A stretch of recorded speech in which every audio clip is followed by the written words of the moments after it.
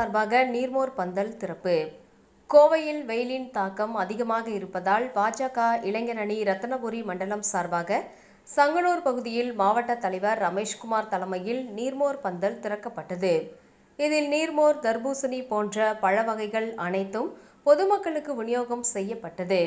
அவ்வழியாக சென்ற வாகன ஓட்டிகளும் பொதுமக்களும் நீர்மோர் பருகி பழங்களை வாங்கி சென்றனர்.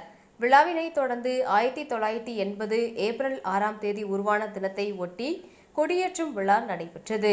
இதில் ஜி.கே. செல்வகுமார், சேலஞ்சர் துரை, முன்னாள் மாவட்ட தலைவர் நந்தகுமார், இளைஞரணி மாவட்ட தலைவர் கிருஷ்ணபிரசாத், உதயகுமார், மண்டல தலைவர் அர்ஜுன், வி.என். ராஜன், சரஸ்வதி, இந்துஜா, ஆதி மற்றும் பலர் கலந்து கொண்டனர்.